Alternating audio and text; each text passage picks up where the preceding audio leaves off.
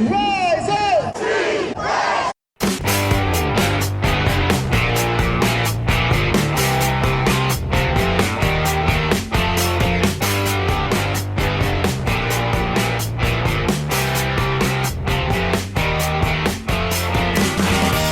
This is the Rise Up See Red podcast, all about the Arizona Cardinals and the NFL, featuring insider and outsider perspectives. Enjoy the best hour of Cardinals talk on the web. Now here are your hosts, Jess Root and Seth Cox.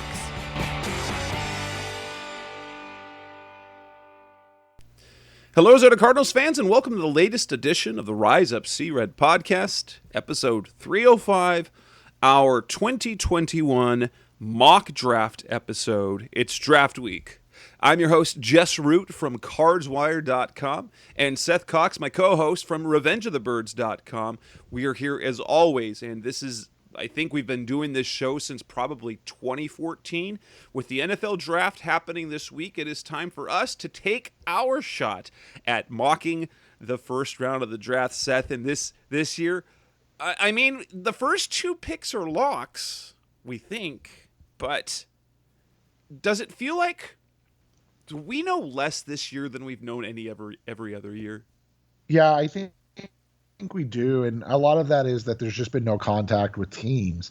More than ever, you're seeing people rely on agents and what agents are telling us, and that's, let's be honest, they work. It's self-serving. It's self-serving, right. Everything that they say, and so for that reason, I think we're getting a lot of different information, and right now it's coming from all over the place, and I think it's going to make for a more intriguing draft. But there's also the thing that we've talked about. This is just, at the end of the day, this isn't as high end of a draft class as we've seen in years past.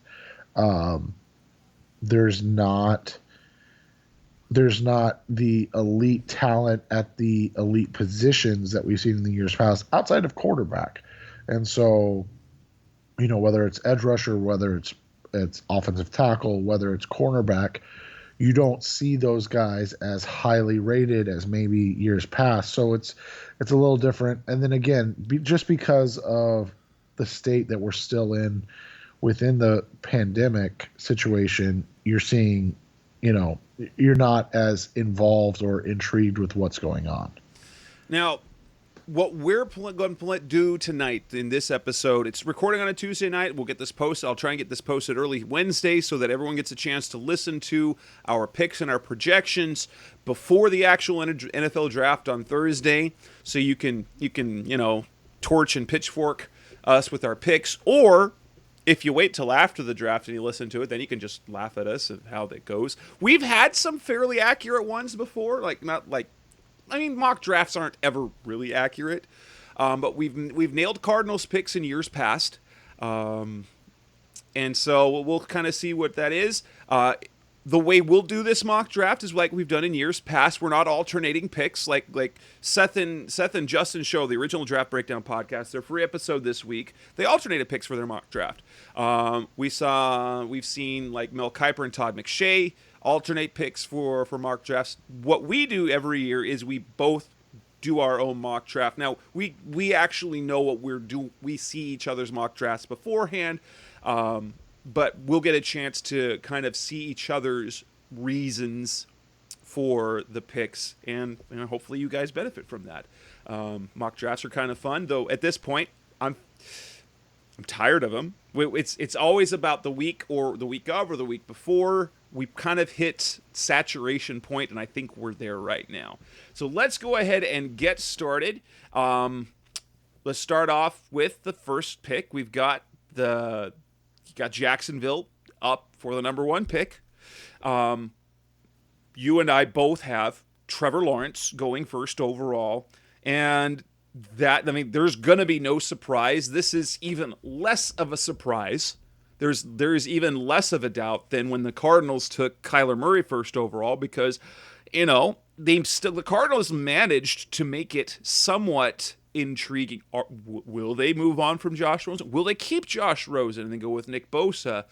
And even though by the end it felt like Murray was the pick, there were still a bunch of people who felt, no, they're not going to give up on Rosen after only 1 year. They just drafted a quarterback top 10. That's not the case with the Jaguars. Guess what? Urban Meyer's basically said that Trevor Lawrence is the guy. The question is, how good can he be with the Jaguars? Yeah, and I mean that's the question they're going to have to answer is how good can they be?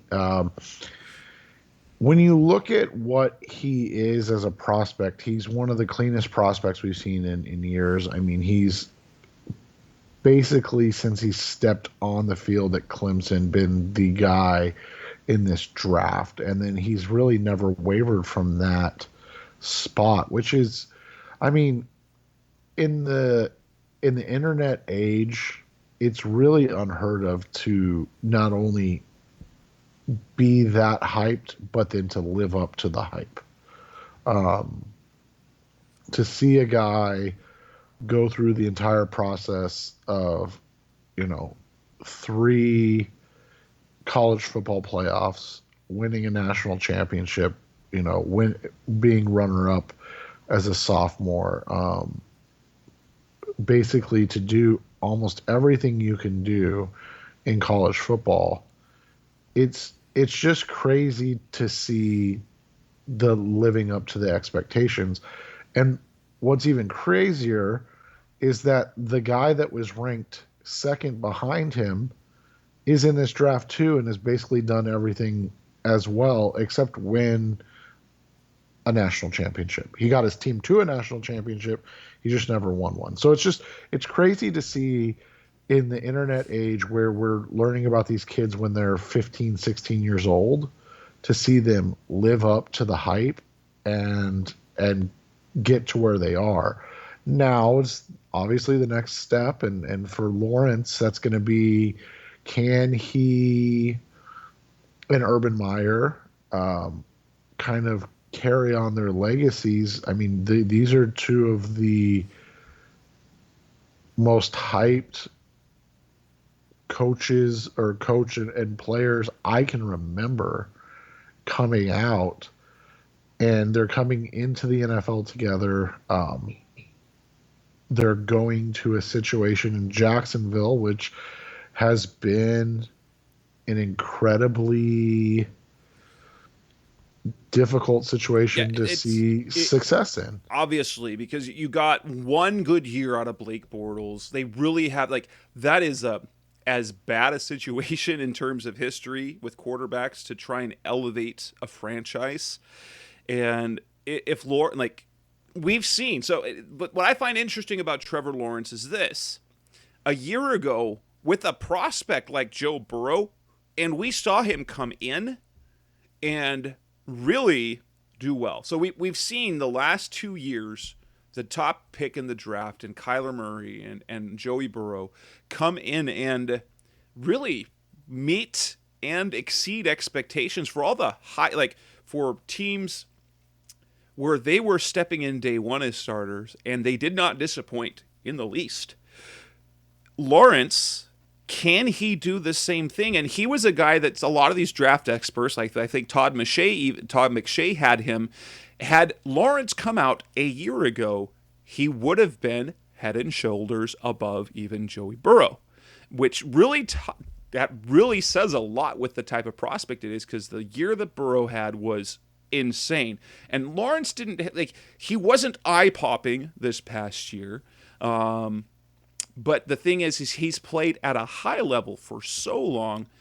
You have to nitpick at things. Well, he's outspoken socially, and he doesn't seem to have the same chip on his shoulder because he just isn't driven with that. That doesn't mean he doesn't want to be a great football player. It means that, that's not all he is. And that's, I personally like that about a football player, because, that's actually healthy for life, is if you have more than just football. But the fact he's going to come in, you've got Urban Meyer taking over as head coach. You've got a chance, and I want to see what he can do in year one. We saw Andrew Luck come in and make an impact immediately, and they're talking about Lawrence like an Andrew Luck type prospect. Now, obviously, Luck, his career was cut short with injuries and just the beating that he took. But for the sake of the league, it'd be fantastic to see him elevate Jacksonville to a competitive team. Well, especially with the way the NFC South is kind of, or sorry, the AFC South has kind of turned itself on its head. You've got the whole situation in Houston, obviously. The Colts are basically still trying to find their way after the abrupt retirement of Andrew Luck. They traded for Carson Wentz, obviously. And then the Tennessee Titans have, found this rejuvenation of Ryan Tannehill and his career, but it seems like they're kind of stuck in place. That maybe that group has gone as far as they can go, and so to see a new blood, fresh blood in Urban Meyer and Trevor Lawrence could really, reinvigorate the whole division and maybe the whole AFC. Absolutely. Now let's move to the second pick. New York Jets. They have the number 2 pick. It is pretty much everyone understands that they're taking BYU's Zach Wilson. Completely different trajectory on his way to the top of the draft, in the fact that Wilson didn't really even come into his own until this year. I think he wasn't the clear-cut starter really before 2020, or basically in the middle of 2019, and then he was eye-popping. Just the type of throws and the way he played, the athleticism, the excitement that he brought to the field on a BYU team this past year that really was better than anyone thought under the circumstances that they were given. The question is, what type of is he a Patrick Mahomes type in terms of raw talent? Is he Mitch Trubisky? Is he Blaine Gabbert? What can we... And he's going to a place where quarterbacks go to die in the Jets. Like, I had a radio spot last week, and diehard Jets fans was one of the hosts, and talk about what Wilson's going to be. Kind of the idea of that he's going to be a bust. And well, the truth is, BYU's history, they've had Super Bowl winning quarterbacks come out of that school, but they were forever ago. Jim McMahon, Steve Young. The BYU quarterbacks in the NFL since then for BYU aren't impressive at all. John Beck, Max Hall, those type of guys. Ty Detmer, they haven't done much. And then you add to the fact that Jets quarterbacks tend to bust. Even if they show some promise, they just never pan out. And so is Wilson the guy to buck that trend? I don't know, because the level of, as good as he was, there was a pretty solid concern about level of competition. Yeah, and I've said I think his ceiling, and this isn't to take anything away from him. This is a good ceiling, but I think his ceiling is Baker Mayfield. So is that a guy in the state that New York is in right now that's going to be a difference maker? That's I think that's a fair question. You look at it, I don't understand how Wilson is above Justin Fields at all. I truly doesn't don't. Make any sense at all, other than the Ohio State thing. Right, and so, but for that sake, I'm not making the decision. So it's easier for me to say I wouldn't do something than I would do something. So the Jets are going to take. So after the top 2 picks, now things get a little bit interesting. Let's start with the 3rd pick. The San Francisco 49ers, who had the 12th pick, traded all the way up to number 3, and by all accounts, we don't actually know who they're going to pick. And we've got to be a quarterback, but who's it going to be? Is it going to be Justin Fields? Is it going to be Trey Lance? Is it going to be Mac Jones? Kyle Posey, a good friend of Seth's, and he runs Niners Nation, he is dead set on the fact that it's going to be Justin Fields, yet recent reports from big name reporters, these aren't guys that just throw crap out there, Mac Jones, and then more recently it's deciding between Mac Jones and Trey Lance. A week before the draft, how could you not know who you're getting? Who do you think the Cardinals are the 49ers are taking at number 3?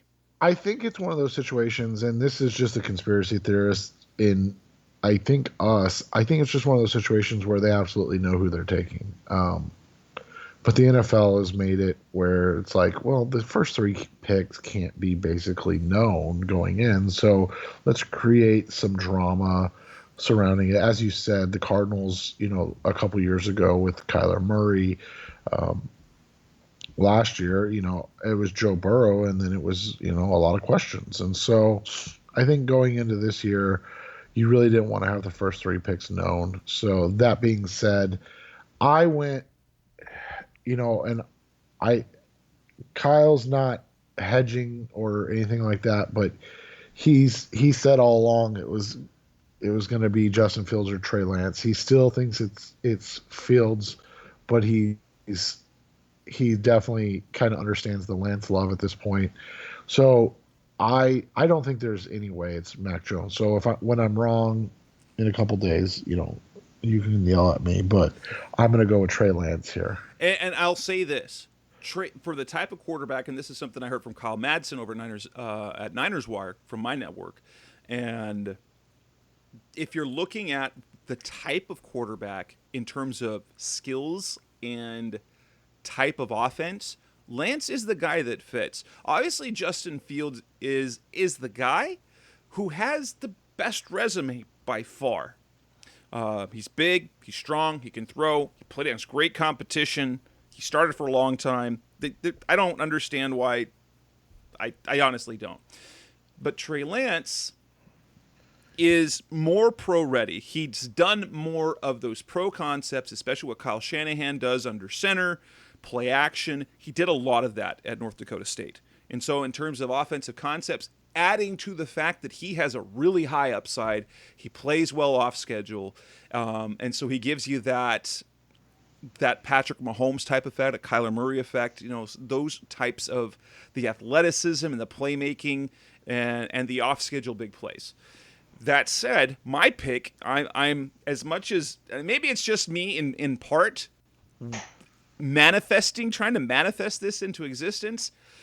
I think I'm mocking Mac Jones because that seems to be where most of the reports are going. So Alabama's Mac Jones, it doesn't make any sense why a team would trade up, give 3 first-round picks to draft a Mac Jones, who had, and I will say this, in terms of production and statistical performance, was basically on par with Tua Tagovailoa a year ago. But let's just look historically. Nick Saban, once we've seen that at the Alabama program, if you're a stud as a freshman, guess what? You play. Mac Jones was passed over for Tua. He was passed over by Jalen Hurts, and it wasn't until last year that he really got his thing. And we've seen Alabama quarterbacks perform great and lead championship-winning teams. But it seems like, why would the 49ers move up to number 3 to get a guy with the ceiling that they've already got in Jimmy Garoppolo or like Kirk Cousins, like these guys that Shanahan's been kind of married to as those type of quarterbacks they're fine, they're good, but you have to have everything around them better rather than they're being the reason why your team is elevated. That said, that Mac Jones going to the 49ers, unless he becomes a Tom Brady type, that's good for the division. That's good for the Cardinals and Cardinals fans. But that said, if Shanahan wants Mac Jones, guess what? Are they really going to tell him no? So I'm saying the 49ers take Mac Jones. That's what the most media reports seem to be. And if they end up taking Justin Fields, okay. Wow, well done. Great smokescreen. No team has ever pulled that off quite as well, except maybe the Browns up until the day of the draft with Baker Mayfield. Well, and it just brought a lot of intrigue to the whole situation. And that's the thing is, it seems unfathomable to think that they traded that much for Mac Jones, but like you said, that's where the reports are. So I can't blame you for following basically everything we're being told Right. in public. I mean, everything that's printed is saying Mac Jones. So that brings us to the Atlanta Falcons. And we both have the same pick. Who's your guy for them? So this changed today for both of us. And again, just kind of listening and drawing our own conclusions on things. I've heard that they like Justin Fields quite a bit. And then Kyle Pitts came out and said today that he thinks that the Atlanta Falcons are going to go with a quarterback. If the Falcons go with a quarterback, that could be a really good thing for the Arizona Cardinals. I know that's odd, but it basically pushes a position player down even further. So it could be a good thing for the Cardinals. So maybe Jess and I are just really trying to manifest things right now. But we're going to go with both of us went with Justin Fields to the Atlanta Falcons. And it makes sense, even though the rumblings, maybe they trade out of this pick. Maybe. The thing is, they're in a situation they still want to try and with the financial commitment to Matt Ryan, they need to compete because they can't blow it up and keep this old solid quarterback. He's not a great quarterback anymore, but he's got a high ceiling of what he can do. So it makes sense when you're this high in the draft to pick up his future replacement. But at the same time, then you're giving up on a weapon to improve the team now. Now, I will say I changed this pick twice, I believe. And no, actually, I went with almost chaos. And my original pick for them, and this came after the report that they were not necessarily that they're shopping it, but they're taking calls, and they've taken a lot of calls on receiver Julio Jones. And so, to give Matt Ryan a big-time playmaker, I almost went with LSU's Jamar Chase. And I think that would have, in fact, doing that caused some chaos in terms of trade-ups, because then that put two talented, high-upside quarterbacks in both Justin Fields and Trey Lance, made them available for teams to move up and get. In the end, no. All the reports coming out seem to be it's probably gonna be Justin Fields. But here's a wild card: Jamar Chase giving Matt Ryan that big time receiver coming out of college. And if they trade Julio Jones or pair him with, then you've got Julio Jones, Calvin Ridley, and Jamar Chase, kind of trying to bridge the gap for the next couple of years. I could see it happening. Yeah, and it's interesting because if they go Chase, you do wonder, does that mean that they're going to sell on Julio Jones? And if they do, that's likely a first round pick, you would think, right? Yeah.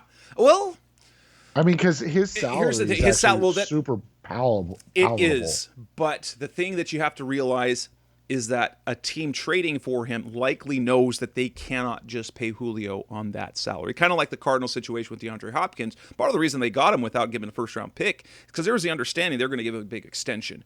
And a team that's going to give a big extension usually doesn't give up a first-round pick. And I think you might see that. Yeah, and that could be. So, number 5, this is where we start to change a little bit, even though in the Cincinnati Bengals, there's one position that makes sense, and then there's the position that it seems all directions are pointed to. I have them taking Oregon left tackle Penei Sewell. It's the one that makes sense. They've got a franchise quarterback. They have a history with franchise quarterbacks of not protecting them. That was part of the problem with Carson Palmer. Joe Burrow just got his butt beat when he just got beat to the ground. It tore up his knee. You need to protect your young quarterback. However, you've got his former teammate who put up monster numbers at LSU in Jamar Chase. All the signs point to Chase, but I can't swallow that. I maybe it's just because I just want to say your stupid Cincinnati is as good a playmaker as Chase could be. How could you it's malfeasance, in my opinion, if you don't get a solid tackle prospect in terms of Sewell, who is really considered to be the type of guy who's going to be a great tackle. There are some minor concerns, but after all is said and done, he's expected to be a great tackle, and you need to protect your quarterback so that he can get the ball down the field, because if you have Jamar Chase and you don't have a guy to protect him, then what you've got is not Joe Burrow playing quarterback trying to throw to a guy who's a big play guy down the field. And as we saw with A.J. Green a year ago, you don't look like a good receiver. That said, who do you see the Bengals going? It sounds like they're going with Chase. Yeah. They're morons if they do. I like Chase is great. But they're morons if they don't protect Burrow. Yeah, I think it's going to be a weird pick. I agree with you. I think that's where they're going. Everything we're hearing is that's the way they're going, and it is astonishing to really think about that they would. You don't want to say throw their young quarterback to the wolves, but it does feel kind of bad. That way. The number 6 pick, the Miami Dolphins. We do have different players going there. Who's your pick for the Dolphins at number 6? I think this guy could go as early as 4. I don't think he gets past 6. Kyle Pitts, maybe one of the 5 best non-quarterbacks in this draft. Just a phenomenal talent. I think this is what Miami had envisioned when they traded back up to 6, is that they would have a choice of either Jamar Chase or Kyle Pitts. And obviously I had Chase gone, so so they went with Pitts. You have something else. And I do. I have them taking Chase, although an interesting thing that I heard today on Tuesday is the fact that, and Seth even mentioned this to me before the show, that there's the possibility that Miami's not going to draft players who opted out, which would then take Jamar Chase out of the equation, and that they were more considering Kyle Pitts or Jalen Waddle, the next receiver prospect. Now, maybe that was simply, in my eyes, in part, it's like, well, maybe they think that Atlanta's going to take him, or simply that the Bengals are going to take him, that he won't be available, so they said, well, we're focusing on these other areas. I had them going Chase because they already have Mike Gesicki. As fun as Pitts would be, it would make more sense for them to get a big-time receiver than a big-time tight end. And historically, you're going to hit more with a top 5 receiver than a top 6 receiver or a top 10 pick in a receiver than you're going to get in a top 10 pick at a tight end, just historically. And so you've already got Mike Gesicki. Let's get Jamar Chase on the outside and give Tua a real big-time threat. And so for me, Pitts is going to fall a little bit. He's going to end up with an interesting team. The Detroit Lions at number 7. We both have them trading out. Who do you have them trading out to? I have the Lions trading down to 15 with the New England Patriots. The Patriots don't want to take a chance that the Panthers or the Broncos or a team trading up from maybe 20 or 21 go to get the last kind of consensus first-round quarterback. I have them going up to get Mac Jones at number 7 with the Lions. And that's kind of fun, because now that gives them 5 quarterbacks in the top 10. Guess what? That's the same thing for me, only different team, different quarterback. And so how I have it going, the Lions trade out, and it's because Trey Lance is still on the board.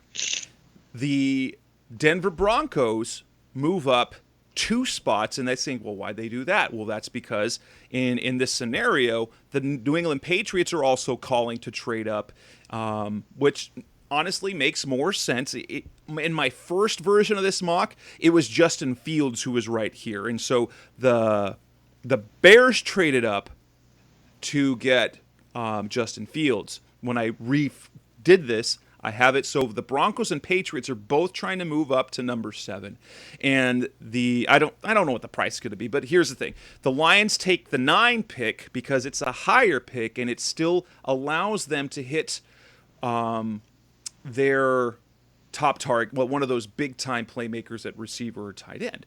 And so I have the Broncos moving up to 7, and they take Trey Lance and giving them basically the possibility to move on from Drew Lock even this year, or even if not, that allows them, if Drew Lock is just fine, they can trade him next year and give Lance a year to develop and then to take over. I think that is ideal. But so after 7 picks, we now have, with 7 picks off the board, 7 picks gone, we've got 5 quarterbacks on the board, and that's what we do talk about when we come up next. Coming up to the Rise Up See Red podcast, the best hour of Cardinals talk on the web. We will talk about the next 7 picks in the draft. That's coming next on Rise Up See Red. Back on the Rise Up See Red podcast, the best hour of Cardinals talk on the web. We've got the Carolina Panthers on the clock with the 8th pick overall. We have different picks for that. Seth, who's your pick for Carolina? I have them going with J.C. Horn, the top cornerback in the draft. Kind of conversation came out yesterday that they're smitten with Horn. We'll see how that works out, because that could be a problem for the Cardinals if Horn goes that early. Correct. And since Pitts is available because things have gotten pushed down the board, this is where the Panthers surprisingly land with a big-time playmaker. They get Kyle Pitts.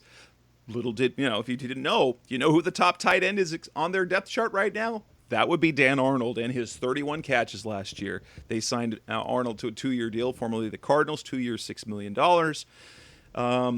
Kyle Pitts is already better than Dan Arnold, and he upgrades that position immediately. I think then that still looks good for the Arizona Cardinals because, if for my best case scenario, there are 4 players that the Cardinals could get that would be an A draft. It still is a possibility. But let's see what's up next. For the 9th pick, for you, it's still the Broncos. For me, it's now the Lions. Yeah, and I have the Broncos going with Penei Sewell, the guy that fell just a little bit, maybe 3 or 4 spots. If the Lions don't trade out, I would wager they'll draft Sewell at 7. But with the way the draft fell, Sewell goes 9. He can pop in at right tackle for the Broncos from day one. And here the Lions have the 9th pick overall, which brings us to, hey, they're in position to pick one of the 2 Alabama receivers. They lost Kenny Galladay. They let him go. And so here the Lions take with the 9th pick Jalen Waddle. They continue to their history of drafting receivers in the first round, but they give Jared Goff a potential star in Waddle. I think both of us are of the opinion that both Waddle and Devontae Smith, it's kind of what flavor do you like more, but we think both will be very, very good receivers in the pros, and I think this is a perfect pick for the Lions. So not only do they still get Waddle, they actually got extra capital to do so. That would be a good move for them.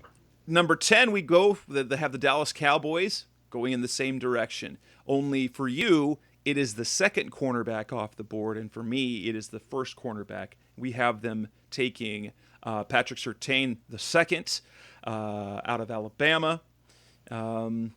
Cowboys need defensive. They need help on defense, especially at cornerback. I think this is a perfect match. The Surtain and Horn have been connected to the Cowboys. It's going to be interesting which way they go. In your case, they don't get the choice between the 2. Here, I have them choosing Surtain over Horn. Yeah, and there are after the top picks. So we'll just say from 10 and on, there's three names that have basically been. We have some more matching picks, but there's three names um, that have basically been kind of penciled in. The Cowboys at 10, the Giants at 11, and then the Steelers at 24 have those three teams. You feel like names have been basically, like I said, penciled in there. We'll see how that turns out. Now, But, in terms but of for the Cardinals, bad news on your side. That means both the top corners are off the board for Arizona. The Cardinals still have some hope because J.C. Horn is still on the board, and Waddle is off the board. And so for both cases, there are two of the top prospects that we want for the Cardinals who won't be available for the Cardinals. yeah, and that takes us to the New York Giants. I think even a week ago, both of us felt like this was going to be a place where you saw an offensive lineman or maybe an edge rusher, maybe even a linebacker, and that's basically gone away. It feels like this is another where you're penciling in a name, and that's Devontae Smith, the Heisman Trophy winning wide receiver from Alabama. There's been reports that the Giants absolutely love him, and if that's true, that's a steal for them at 11. But that also takes one of those other players off the board for the Cardinals. Yes, it's bad news for the Cardinals so far, and because for me that means Waddle, Surtain, and Smith in 3 consecutive picks are off the board. 3 of the 4 favorite guys for me for the Cardinals to take, and really, it's setting up Daniel Jones to say, "Hey, if you can't do it this year, you're going to have Saquon. You're going to have." You're going to have Kenny Golladay. You're going to have Sterling Shepard. You're going to have Devontae Smith. You're going to have Ingram.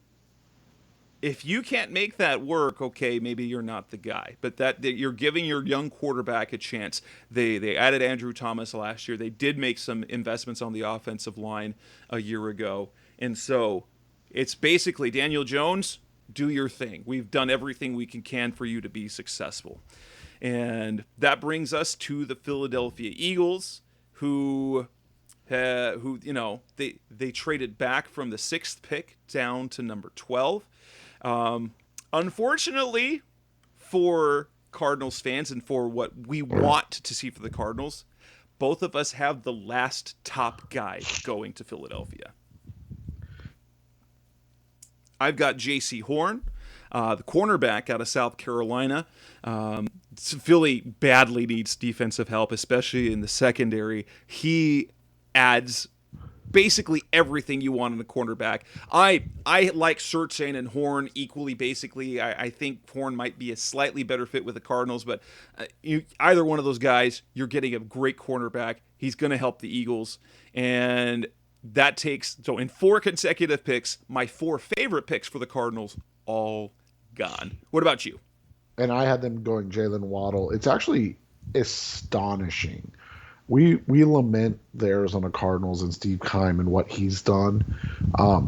It's astonishing to look at the Eagles and think that they could literally draft every position at 12. I mean, obviously they traded away from the quarterback situation, so they're going to give Jalen Hurts the year. But, I mean, they just drafted Andre Dillard, and they need help along the offensive line. They just drafted Jalen Reagor. They need help at wide receiver. They just traded for Darius Slay. They need help at cornerback. I mean, it's truly baffling to look at what they need. A Super Bowl champion just from a few years ago. Yeah, and so they go with Jalen Waddle. I think, I mean, literally you could slot the top prospect here, and I don't think you'd be wrong. And that the next 2 picks we have going the same direction. The Los Angeles Chargers with the 13th overall pick. We both have them going with the next best tackle on that's left available, and that's Rashawn Slater out of Northwestern.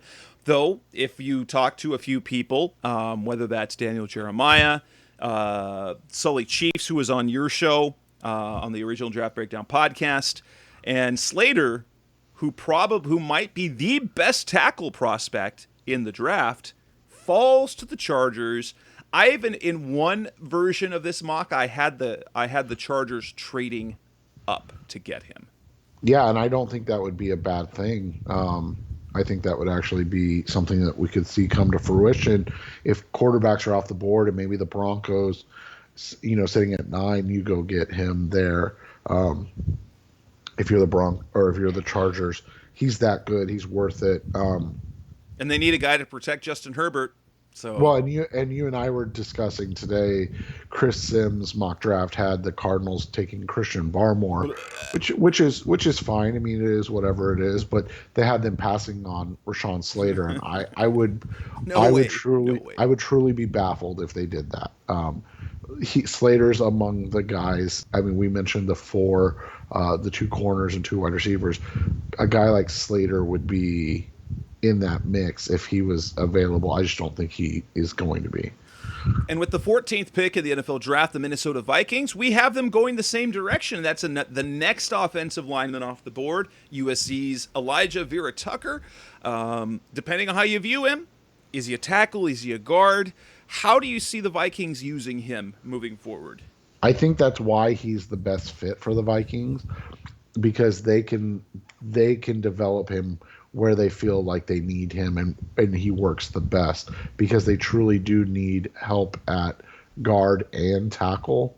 It feels like an easy pick because they can basically plug him in where they want to. And that's the interesting about Vera Tucker. The draft experts feel that he can play tackle well and might be a great guard. He's very clean in his play. He won't give you extra nasty, but he'll get the job done. You'll really enjoy him in the lineup. I have him as an okay pick if the Cardinals were to end up landing him, especially considering their guard situation after this year. But, he's off the board as well. So what's coming up next? The Cardinals pick is 2 selections away. Coming up next on the Rise Up C-Red podcast, the best hour of Cardinals talk on the web. We will get to the Cardinals pick after the Patriots pick, and we'll go through the next 7 selections of the NFL draft. That's coming up next on Rise Up C-Red.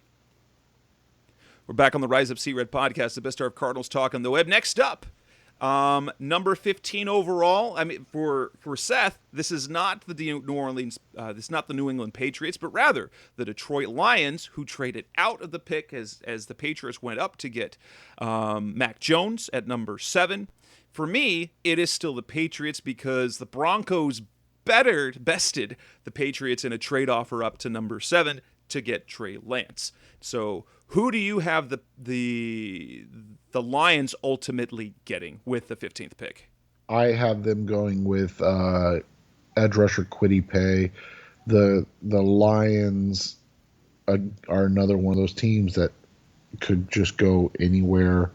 But Paye, the first edge player off the board, he's kind of a high ceiling, even though he's kind of a high floor guy, even though he's a high ceiling, because he is such an athlete and he is such a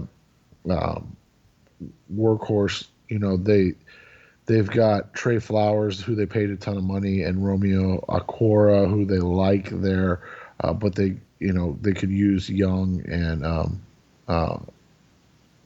athletic to kind of round out that unit. So it'll be interesting to see where they go, but I have them going with Kwity Paye.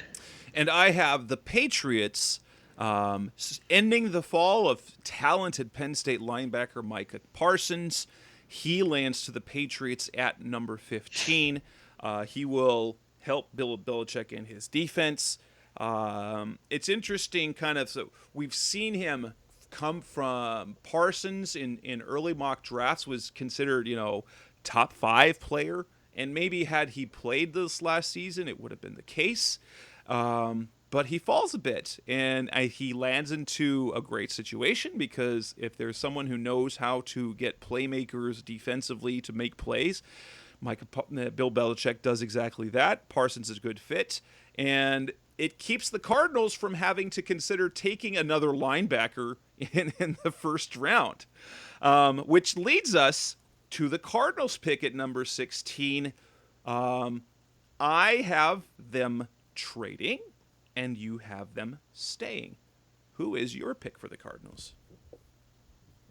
I have them staying because of who was available. The way this fell, and he could have gone in a number of different spots, but because Micah Parsons was available, even though he is another linebacker, off-ball linebacker, and even though it's redundant, the the fact is this kid is a unique talent, and he gives the Cardinals something a little more than what Isaiah Simmons does, and that's a true inside off-ball linebacker. They can continue to use Simmons as a hybrid type of player in a different number of different areas, and then kind of go from there with Simmons' continued growth, and then looking to move on from Jordan Hicks the year after.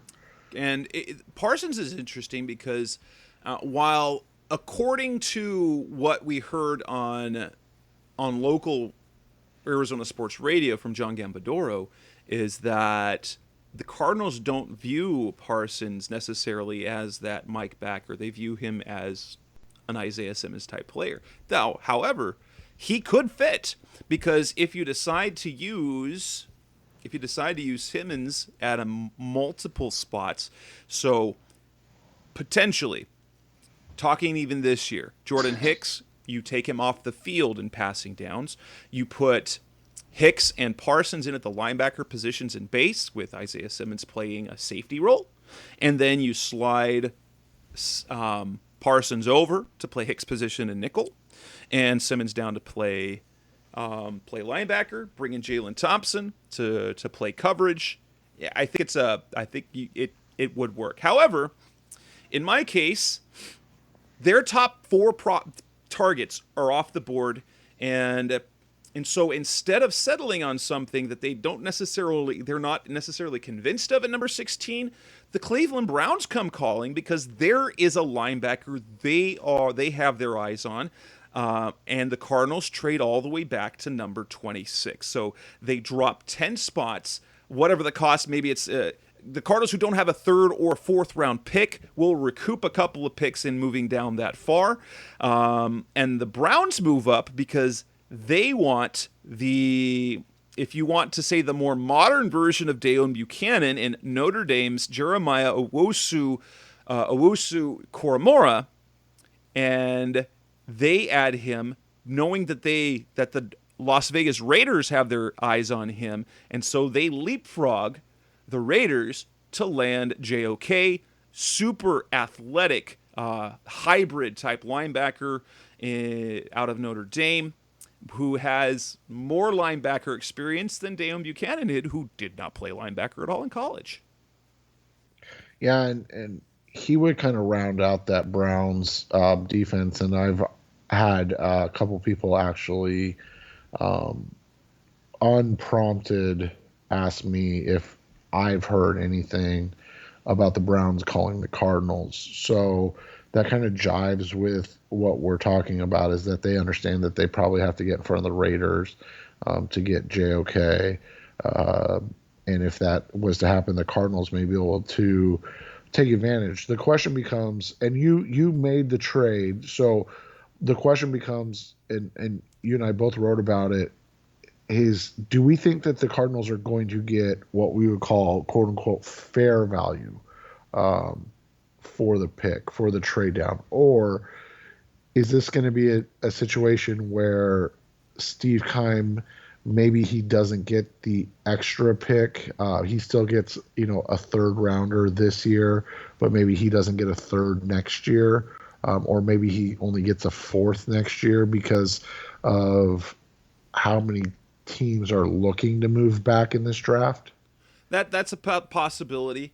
But in this case, based on the talent that's left on the board between 16 and 26, is there a big difference in talent? Maybe, maybe not. And so if you get the same quality player, and even if you're not getting as much as you like in terms of compensation, you still land another pick, especially ideally they pick up a third rounder this year to give them a second day 2 pick. which when we talked about on our last two preview shows, in terms of the talent that they're going to miss out on, there's a lot of solid potential in that round 3 range that the Cardinals don't have access to right now, whether it be a tight end or one of the or a cornerback if they don't end up getting a cornerback in this round, or a pass. There's a lot of options there. Correct, and that's why we'll see how this plays out, because it's going to be interesting to see if one of those we mentioned the 4, and then the 2 names we mentioned outside of that would be Rashawn Slater and Micah Parsons, who are projected to go before the Cardinals pick. If one of those 6 guys ends up being there, you have to feel like they're going to pull the trigger, even if those players could fetch a better return, because those are quote unquote blue chip, high level impact players. Now, moving on to number 17 to the Raiders, I have them standing pat, and while they might be disappointed in not getting JOK, the Notre Dame guy that the Browns got in the trade up, I have them standing pat, and they go with the same position, a guy that didn't get a lot of attention, but suddenly is getting potential first-round talk. I don't know if that is being late to the party in terms of media, or if it is a case where media is overhyping him, but we're going to go with this. Kentucky's Jamin Davis, another high potential linebacker that can do some of the things that you want, and the Raiders really, they need help defensively in the middle of the field. I think that's a good pick. What do you see with the Raiders doing? I think the Raiders bluffed their way into trading down with the Browns themselves, and the Browns move up to get JOK. So just one slot later. And so we both have the Browns landing JOK. That's interesting how we do that. And actually, the next 3 selections we agree on. Miami Dolphins, we both have edge rusher Jalen Phillips. So what we have the Dolphins doing early is getting an offensive weapon. You have them getting Kyle Pitts. I have them getting Jamar Chase. And then they add the edge rusher. So, it's a homecoming. It's drafted guy out of Miami, Jalen Phillips. Probably he's your number 1 pass rusher, correct? In this draft, right? Yeah. And so he's a good fit. He adds that edge presence. He has length. He has speed. I would not mind the Cardinals drafting him. He's not my favorite pick because you do wonder about the injury history, especially with the concussions at UCLA. But it's a perfect fit, I think, for Miami. Washington, the football team, we have them both going with the tackle. I originally had Washington trading up to get him. This is Virginia Tech's Christian Darrisaw, a guy, if you listened to Seth's free show a couple of weeks ago on the original Draft Breakdown podcast, where they talked about Darrisaw is a guy that might have some red flags in terms of, now, most around the internet believe him to be one of the top 3 tackle prospects, but Sully Chiefs had concerns about his effort on the field.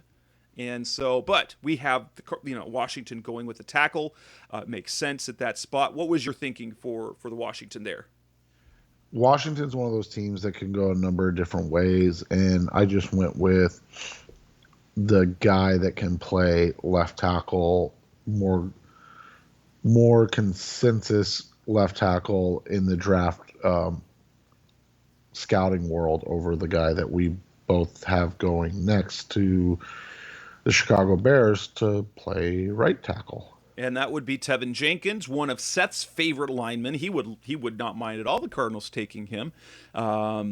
He's physical. He's nasty. He's, like Seth said on his show, he is an advanced run blocker. He adds that dimension that some of the other offensive tackles do not offer right away. That's what sets him apart. And, while it's not a sexy pick for the Bears, guess what? They signed a not very sexy quarterback in Andy Dalton, so you might as well get someone to protect him and whatever quarterback they're going to be drafting in a year. Yeah, and to really help with Allen Robinson's, to protect Dalton, to get the ball to Robinson and to let David Montgomery try to run the ball a little bit more. The Colts were interesting because I think you and I are both on the same page. We had no idea how to approach what they're going to do. We both agree that they're going to try to move down. It's just who's there to move up for at this point. Right. You have them going with now on a lot of mock drafts. Jenkins is the guy to the Colts, but since Jenkins is off the board, we have them. You have them going with the same position. I have them going in another direction. Yeah, I had them going Sam Cosmi. I just went with the next kind of consensus offensive lineman.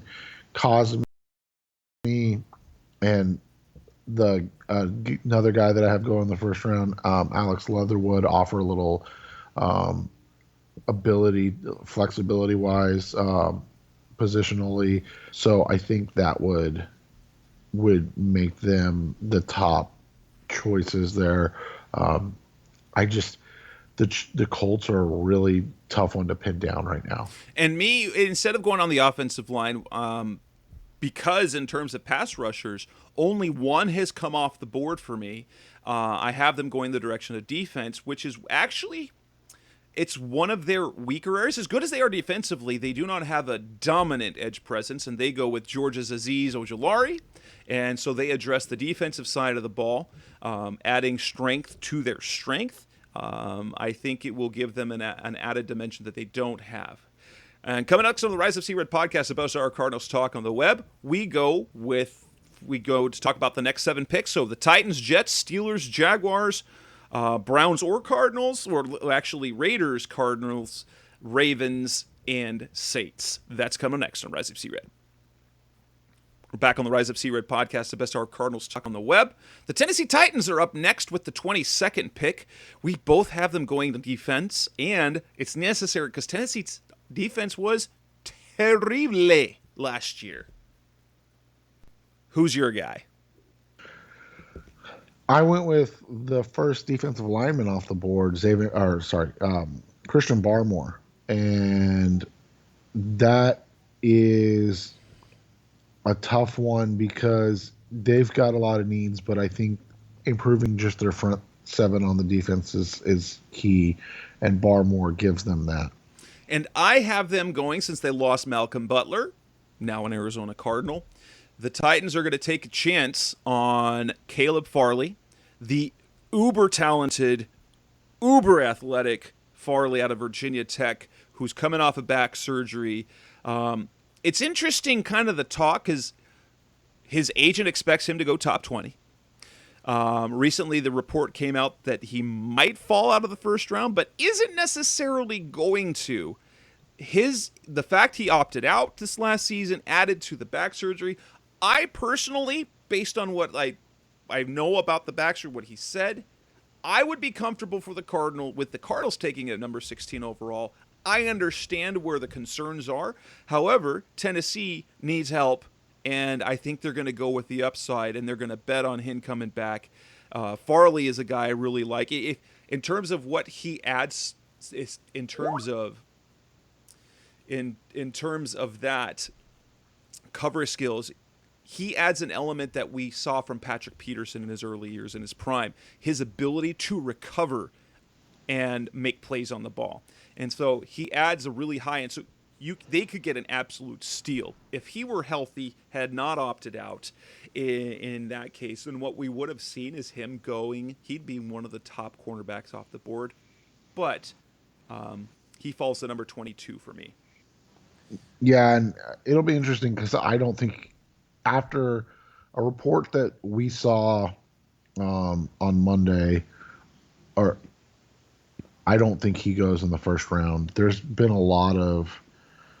he's had a lot of issues with the back, more than we know, especially with sciatica that he dealt with his entire 2019 season. So it'll be interesting to see how this plays out, because from a talent perspective, he would be the number 3 corner in the draft to me. But I just, with the back, it's such a tough thing. which leads us to the New York Jets, who have their selection that came from the Seahawks in the Jamal Adams trade.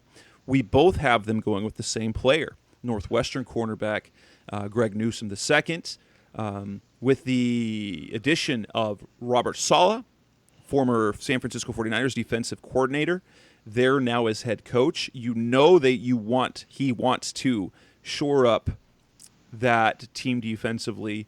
Newsome, I like him a lot.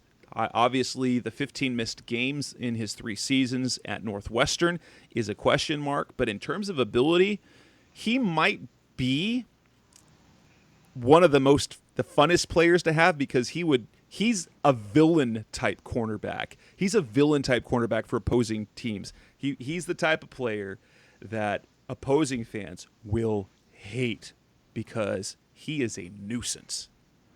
Yeah, and that's the thing is he's just such a guy that creates so many problems that you'd love to have him. The injuries are a little different than Farley's for me because he didn't sustain a similar injury, but it was multiple just kind of nagging things over his career, ankle and a quad.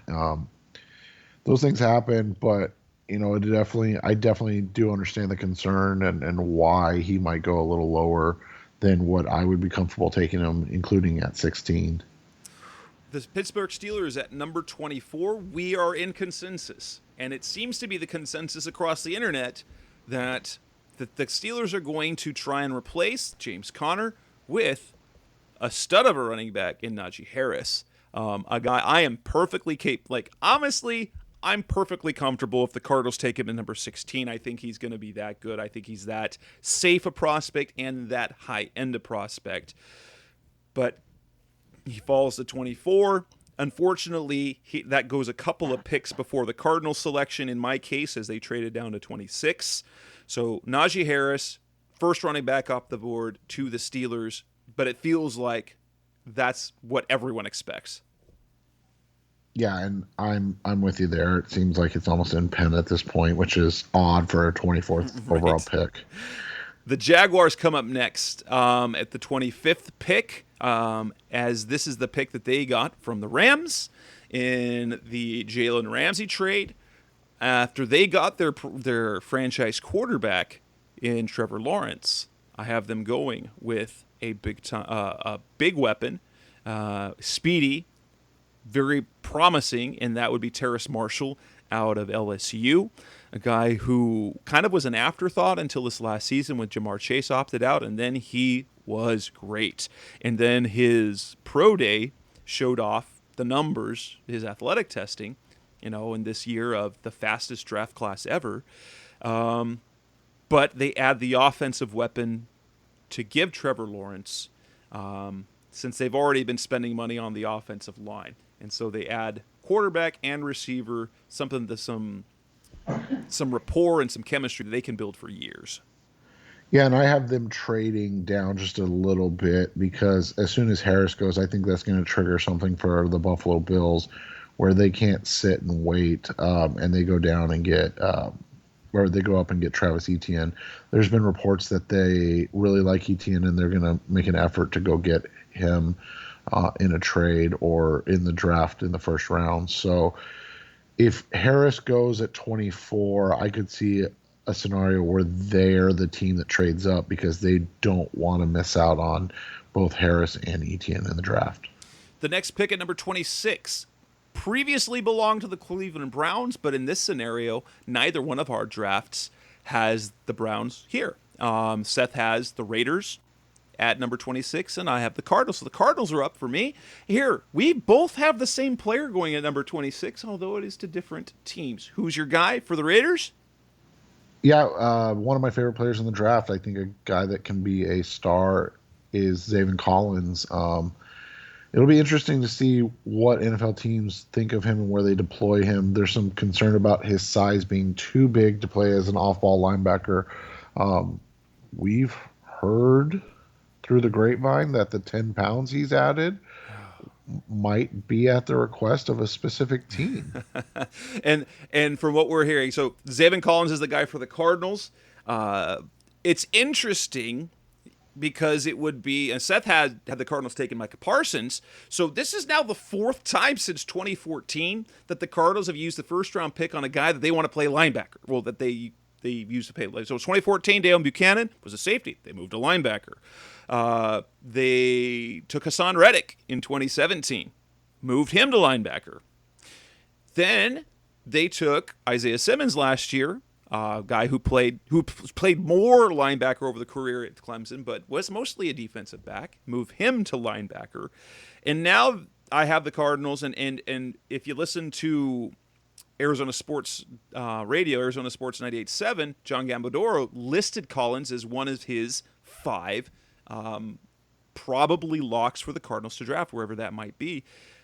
The interesting thing is, well, one, it's either drafting an inside linebacker for the 4th time in a few years, or also for the 4th time if they don't see him as an inside backer, because he would be the Jordan Hicks replacement. He's big enough. And it would, the excitement, if he plays inside backer, the size and movement and coverage ability between him and Isaiah Simmons is fascinating. But it would give them one of the most diverse and athletic inside linebacking corps that the NFL's ever seen. And I'm not overstating that when I say it. It's scary good. But at his medical check in Indianapolis, he weighed in at 259 at his pro day. He was up to 270. I don't know of any 270-pound inside backers.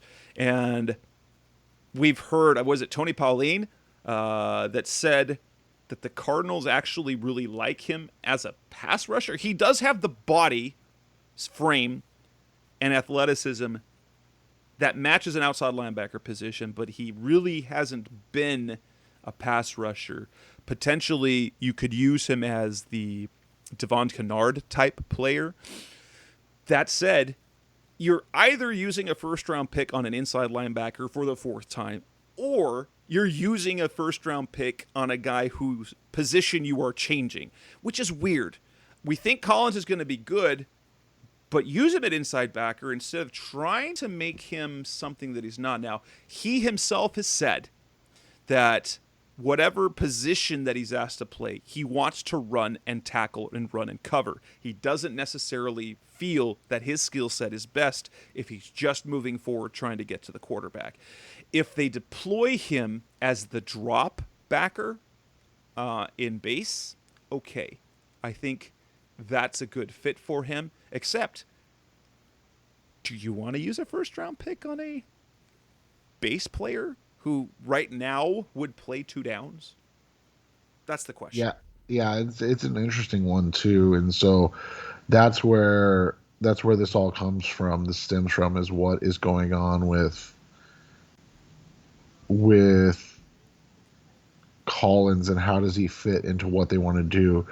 This seems like a pick for the long, and I get that they're all long-term picks, but this seems like a pick for 2022 more than 2021. And honestly, with the exception of cornerback and receiver, in cornerback is really the only position where you're going to get any great immediacy. Maybe running back if they went with, but you've already got Chase Edmonds and James Conner. At receiver, he would be playing wide receiver 4, maybe pushing Christian Kirk for playing time. So almost any, with the exception of cornerback, almost every position is not going to give you nearly as much immediacy as you might like. That said, let's move on to the Baltimore Ravens with the 27th pick. And we both have them going the same position, although it is different players. With Terrace Marshall off the board, I have them going with Elijah Moore. They need playmakers for Lamar Jackson in the passing game to unlock more. And if they're going to unlock that passing game and become even more dynamic, they need more. And I think Moore can do that for them. But you have them going with Terrace Marshall. Why do you think he's a better fit in this situation? I think that they just need somebody that's a little bigger for Lamar in this situation, and that's why I would have them going with Marshall as kind of the big outside target that they can throw down the field to. It gives them Mark Andrews down the middle and around the seam. They've got Marquise Brown as the speed guy, and then Marshall as their kind of outside big target. We move on to selection number 28, and that is the New Orleans Saints. We have two different positions for them. Who is your pick for New Orleans? Asante Samuel Jr., I think they need help at the cornerback position. They could go a number of different ways, though. I mean, this is honestly one of those coin flip draft things, but I think Samuel gives them a guy that can play this year in the slot and then can potentially take over on the boundary for Lattimore? Marshawn Lattimore next year. And I have them going with a pass rusher. They lost Trey Hendrickson in free agency. Cameron Jordan isn't getting younger. And Marcus Davenport hasn't been a stud yet. So I have them going with the high ceiling, maybe high bust factor in Penn State's Jason Owe. In terms of athleticism, super fun. But with a team in the situation they are, they're transitioning from Drew Brees to Jameis Winston or Taysom Hill. You want to make that defense better so you don't have to expect so much from those quarterbacks. And that will bring us to the next part. We're going to come back next up on the Rise of C-Red podcast, the best of Cardinals talk on the web. We wrap up the draft, the final 4 picks that are left, and then we wrap things up. And that's coming next on Rise of C-Red. Back on the Rise of C-Red podcast, the best of Cardinals talk on the web. We move on to pick number 29, and that would be the Green Bay Packers. Again, we both have them going kind of in the same direction, same position, same kind of player, only who's your guy? I have them going with Elijah Moore for similar reasons why you had him going to the Ravens. I think he fits with what the Packers want to do. He gives them a really nice inside threat opposite of Devontae Adams, who might be, one of the 3 best receivers in the NFL right now. And with the same idea, since Elijah Moore's off the board, I have them going with Florida's Kadarius Toney. And I think they're both a fit. Both of those, fit really well. We move on to pick number 30, the Buffalo Bills. For me, they take I don't actually have them going with Travis Etienne. They honestly have a lot of different ways they can go. Now, at cornerback, they've been trying to replace one of their cornerbacks for a while, and here I have them going defensive back to add to that defense, and I have them taking Asante Samuel Jr. instead of the Saints where you have them going. And here, for you, obviously the Bills traded up, so that brings Jacksonville down to number 30. Yeah, and it seems, again, that they've got a lot of interest in Trevor Moehrig, from the talented safety out of TCU. I know they like Christian Barmore as well, but if he's not there, trading down could make some sense, and getting Moehrig at the end of round 1 while picking up a potential 3rd-round pick for a team that's just starting out with their new regime. Interesting here, for considering the Ravens picked up the 31st pick in their trade of Orlando Brown to the Kansas City Chiefs. Many people think that they're going to target offensive linemen, while we do not have them doing that in either pick. I had them avoiding offensive line because they weren't sold on the prospects at that particular slot, and they are expected to add veteran help. Say Charlie Villanueva, who was playing for the Steelers, and so I have them actually going back to their roots of big time safety. Do you remember how dominant those defenses were with Ed Reed? Let's try Trayvon Moehrig, TCU, who went to the Jacksonville Jaguars at your 30th pick. Now, what direction do you go? I have them going with Jason Owa. So you had him going to the Saints. I have him as a luxury pick at this one going to the Ravens, and who's better? Like, who gets more out of athletic pass rushers than the Ravens? And for me, the reason not going pass rusher there is I wasn't nearly as sold, say, a Gregory Rousseau, who there's some question marks about. And so, yeah, which leaves them to the last pick of the first round, the world champion Tampa Bay Buccaneers.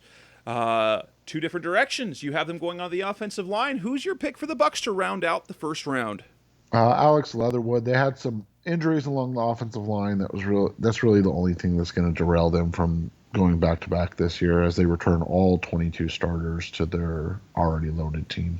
And I have them. For me, I think this is Bruce Arians trying to get the Robert Kimdichie type player, but the good version. And with the 32nd pick, the last pick of the first round, they go with Alabama's Christian Barmore, who has, to me, he's almost kind of like a Robert Kimdichie in terms of his potential, but but we saw the high end in the playoff. And with Ndamukong Suh up there in age, he gives them someone to rotate in and to transition from in a year when they probably, especially if they win the championship again this next season, or they're going to have to transition out from some of those veterans that they have.